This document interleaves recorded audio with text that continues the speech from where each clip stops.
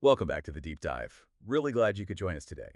This is episode 3 in our continuing series on MySQL Group Replication in a DB cluster. Should be a good one. So today we're really getting practical. We're taking all that foundational stuff we've talked about and looking at, well, the when and the why. Specifically, when should you actually use MySQL Group Replication? And, maybe just as important, why is it the preferred high availability solution, the HA solution, for so many critical systems out there? Right, so here's the plan. First, we'll quickly nail down what MySQL Group Replication GR and its integrated package, MySQL InnoDB cluster, actually are, just to make sure we're all starting from the same place. Then, we'll really unpack the main scenarios where GR, properly shines, the fault-tolerant setups, keeping services running nonstop, that kind of thing. After that, we'll dig into the reasons you'd pick InnoDB Group Replication. We're talking absolutely zero data loss, super fast automatic failover, scaling out your reads. And the management side, too. Yeah, exactly. Simplified management. And we'll even touch on that multi-primary write capability, which is always interesting. Oh, and just a quick note, a lot of the great info we're exploring today comes from the resources over at kedar.nitty-witty.com. Really worth checking out if you want to go even deeper later on. Okay, so let's start with the basics, just to frame everything. MySQL Group Replication, or GR.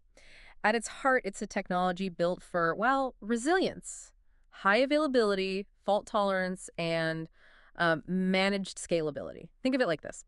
It lets you build database systems that can take a hit.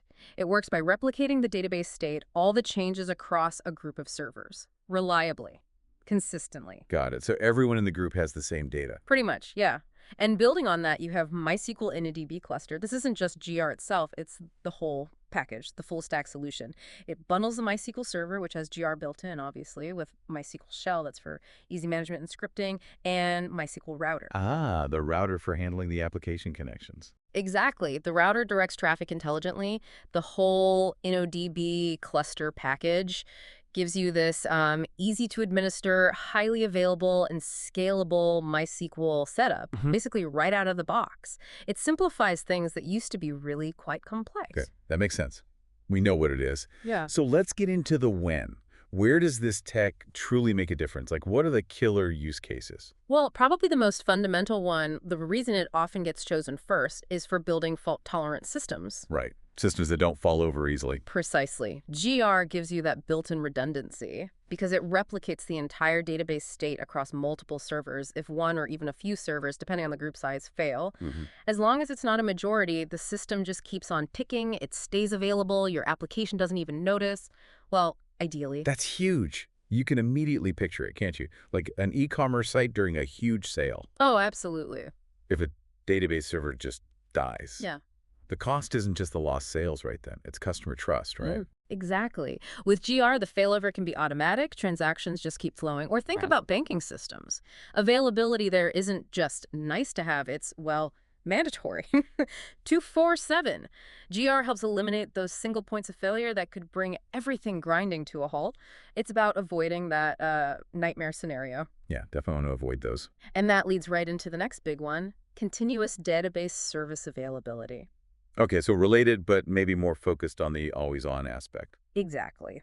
GR is designed to guarantee continuous service by isolating failures. It has this distributed failure detector constantly checking on all the members in the group. If a server drops out or just stops responding, there's an automatic process called distributed recovery that starts up. Distributed recovery, so it fixes itself. In a way, yes. It's not just about restarting the failed server. It's about making sure any new server joining the group or one that's recovering gets brought completely up to date with all the latest data automatically. So you always have a healthy set of servers ready to go, often without anyone needing to, jump in manually at 3 a.m. That self-healing aspect is really appealing. Now, you mentioned dynamic environments earlier, clouds and stuff. How does GR fit there? Yeah, that's where elastic replication comes in. This is really cool for cloud setups or anywhere your infrastructure needs might change, rapidly. Like scaling up for busy periods. Exactly. GR is great for that kind of fluid replication. You can actually grow or shrink the number of servers in the group dynamically. Add more servers when you need more capacity, maybe for reads or even just more resilience, and then scale back down when things are quieter to save on costs. And you can do this with minimal disruption. It supports really agile scaling. Okay, that's flexible. What about really, really big systems? When even one group isn't enough? Right. For massive data sets or super high write volumes, you often move to sharding. breaking the database into smaller pieces. Pirates, yeah. Well, GR can be used to create highly available shards. Each individual shard can actually be its own group replication group. Oh, interesting. So you get HA within each piece. Precisely. It's a common pattern for scaling writes way out, distributing the load across many instances, while still making sure each shard is resilient and highly available. It tackles those really big scaling challenges. That makes a lot of sense.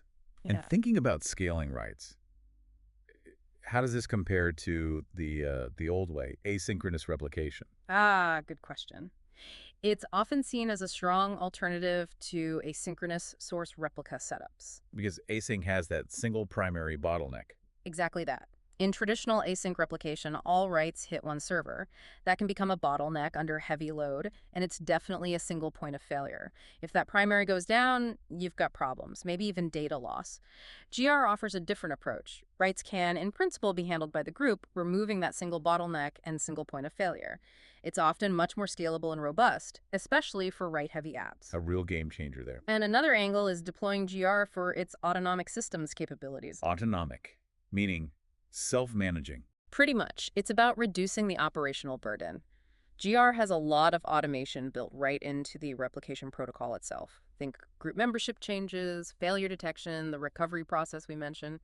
It handles a lot of that automatically. So less manual intervention needed. Much less. The system is more self-healing, which cuts down on operational overhead and, frankly, reduces the chances of human error during stressful situations. Okay, that all sounds incredibly powerful.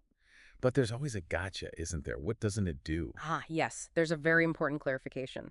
While GR keeps the database service available and the data consistent, it does not, on its own, handle redirecting your application's connections to a healthy server. Right. So if the server your app is talking to fails, the app needs help finding a new one. Exactly. That's a key distinction. You absolutely need some kind of middleware for that. Like MySQL router, say, version 8.4 or later, or maybe a more general load balancer. And that middleware sits in front of the cluster. Correct. It watches the cluster, knows who the active primary is or which nodes are available in multi-primary, and directs the client connections there. It makes the failover totally transparent to the application. So the app just keeps working, doesn't even know a server failed underneath. That's the goal, yes.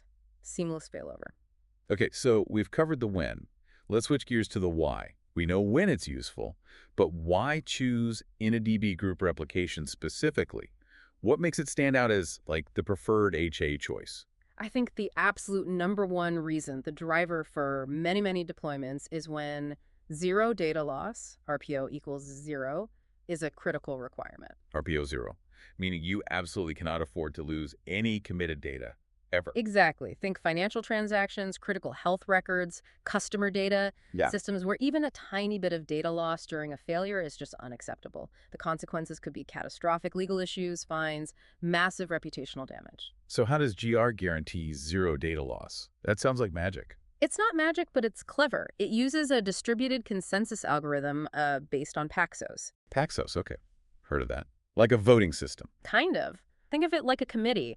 Before a transaction is actually committed and made permanent, a majority of the servers in the group have to receive it, agree on its order, and acknowledge it. A majority has to say yes. Right. Only when that consensus is reached is the transaction actually committed. This guarantees durability. Even if a server fails right after receiving a transaction, but before the consensus is reached group-wide, the transaction isn't lost because the majority ensures it gets committed properly on the remaining nodes. And that's different from async replication. Fundamentally different. Asynchronous replication is fire and forget. The primary sends the changes, but doesn't wait for confirmation. If the primary crashes before a change reaches the replica, that change is just lost. GR prevents that loss. Okay, zero data loss is huge. What about the speed of recovery? You mentioned automatic failover. Absolutely. The second big why is when automatic failover and fast recovery are essential. For apps where downtime has to be like seconds, not minutes. Exactly. If you need continuous uptime and you can't rely on someone manually intervening when things go wrong, GR is built for this. It has that failure detection baked in. In the common single primary mode, if the primary fails, the group automatically elects a new primary from the available secondaries. It's fast. And in multi-primary. In multi-primary, since all nodes can accept writes, traffic just needs to be redirected away from the failed node to any of the others. And a MySQL router handles that redirection. Correct. If clients connect through the router, they're seamlessly rerouted to the new primary or another available node. The whole failover process can often be completed in just a few seconds, almost invisible to users. Which is exactly what you want. Okay, so great for writes, great for failover. What about applications getting hammered with read requests, like websites? Ah, yes. That's the third major point. High read scalability with HA for writes. So handling lots of reads while keeping writes safe. Precisely. Most web apps, e-commerce sites, analytics platforms, Hmm? they have way more reads than writes. In GR's single primary mode, you have your one write primary, but you also have multiple read-only secondary replicas. The key thing is, these secondaries are kept very consistent with the primary because of the way GR works. Okay, so the data on the secondaries is up to date. Highly up to date, yes. Which means you can safely spread your read traffic across all those secondary servers. You get massive read scalability. While the group itself is ensuring the primary write endpoint is always highly available. You got it. Best of both worlds. Robust writes, super scalable reads. Nice. Now, you mentioned earlier about simplifying things, avoiding complex external tools. Right, that's another big why for many organizations. Simplified HA management within MySQL? They want an HA solution that feels, well, native to MySQL. Exactly. Many places don't want the complexity of managing separate clustering software like Pacemaker or CoreSync or other orchestrators, just for database HA. GR handles the core HA functions membership, failure detection, recovery inside MySQL itself, while you still typically use MySQL Router for the client connections.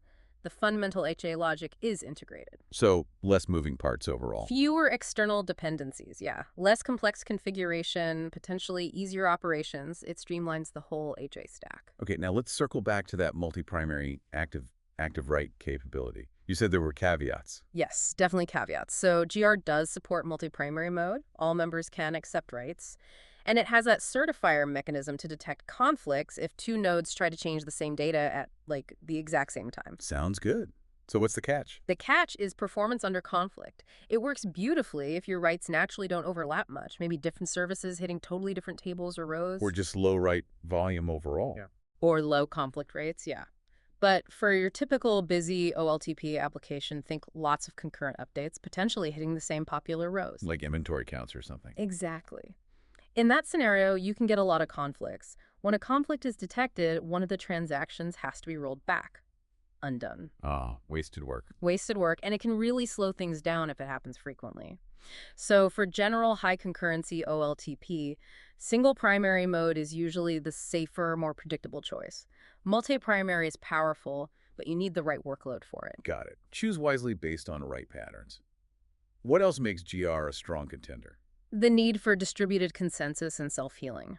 If your environment absolutely demands strong data consistency across all nodes, and you need the system to be resilient against things like network partitions. Where parts of the cluster might get isolated. Exactly, or just partial failures.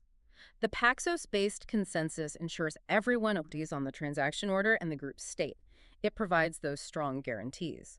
And the self-healing part means it can automatically handle members leaving or joining, expelling failed nodes, bringing new ones up to speed, all while keeping the data consistent. It's designed for resilience in messy real-world networks. Okay, one last why, perhaps. Thinking out deployment. Does it need special hardware? Shared disks? Great point. No, it doesn't. That's a big advantage. It's suitable for cloud or on-premise deployments without shared storage. Shared nothing architecture. Exactly. Each member in the group has its own complete copy of the data on its own storage. Nothing is shared at the storage level. Which makes it easier to deploy on standard servers or cloud instances. Much easier. No need for complex and expensive shared file systems or SANs just for the database HA. It simplifies the infrastructure requirements significantly, especially in cloud or virtualized environments. Wow. Okay, that was incredibly thorough. We've gone from what GR is to when you'd use it in specific scenarios, and now a really deep dive into why it's such a compelling choice for HA. Yeah, I think if we were to summarize the why, You'd lean towards InnoDB group replication when you absolutely need that strong consistency, the guarantee of zero data loss, really fast automatic failover, and you want that HA management simplified, ideally staying within the MySQL ecosystem. Especially if getting high RID scalability alongside that is a big win for your application. Exactly. It's about building database services you can really truly rely on day in, day out. Fantastic. Well, thank you so much for joining us on this deep dive into MySQL group replication use cases.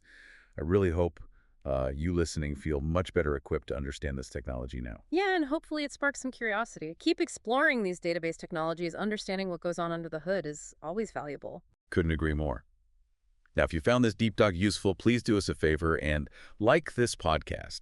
It genuinely helps other folks find it and tells us we're on the right track. And definitely share it. Share it with your colleagues, your friends, anyone you think might benefit from getting a handle on MySQL group replication. It could really help them out. And of course, please subscribe to the channel. We've got more deep dives planned, more database tech to explore together. So hit that subscribe button so you don't miss out. And maybe a final thought to leave you with.